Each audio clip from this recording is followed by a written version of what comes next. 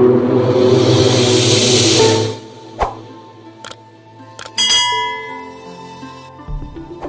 yetu imezinduliwa jamani, kama mnavyoiona ni ripoti ya haki za binadamu kwa mwaka 2025 na theme yake kubwa ni matukio ambayo yametokea Oktoba 29, matukio ya uchaguzi kama yanavyoonekana hapo, ambapo yameathiri kwa kiasi kikubwa haki za binadamu kwa nchi yetu ya Tanzania. Na sasa hapo haishangazi kuona kwamba haki ya kuishi imeendelea kuwa haki ambayo imekiukwa zaidi kwa sababu ya mauaji mengi ambayo yalitokea 2025, tunaita mauaji kinyume na sheria.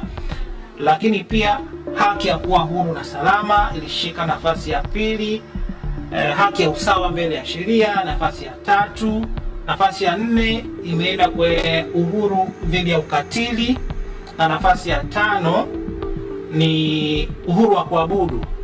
Kwa hizo ndo haki kuu 5 ambazo zilikiukwa zaidi kwa mwaka 2025 kulingana na tathmini ambayo tumeifanya.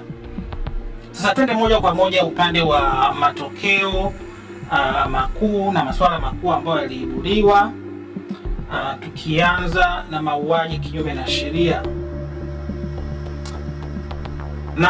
Na mauaji hayo ya kinyume na sheria yamegawanyika katika makundi mbalimbali. Kundi la kwanza ni yale mauaji yaliyotokana na machafuko ya Oktoba, ambapo ripoti mbalimbali zinaonesha kwamba inaaminika mamia ya watu waliuawa.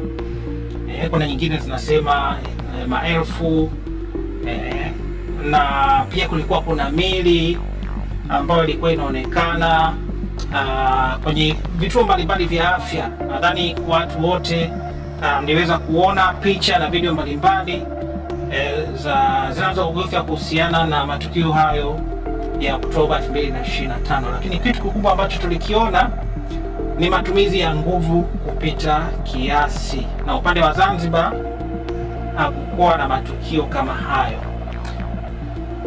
Na matukio hayo yaliyosababisha mauaji kipindi cha machafuko ya Oktoba itokea zaidi kwenye mikoa ya Dar es Salaam.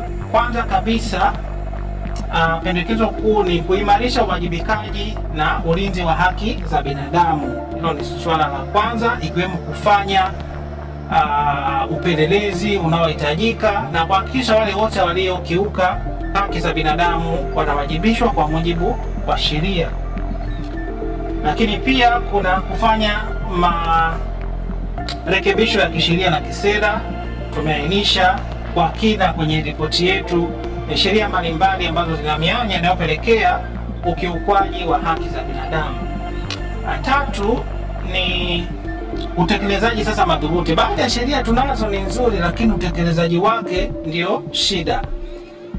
Kwa hiyo zile sheria ambazo ni nzuri, hazina shida, basi zitekelezwe ipasavyo sambamba na sera zinazohusiana na hizo sheria. 4 ni kuimarisha upatikanaji wa haki. Bado hiki ni kilio kikubwa kwa wananchi, upatikanaji rahisi wa haki, na haki patikane kwa muda. Na msemo wetu wana sheria, justice delayed is justice denied. Haki ambayo inacheleweshwa ni haki ambayo imenyimwa. Na 5 ni kukuza ujumuishaji na usawa. Tusisahau makundi mbalimbali katika jamii.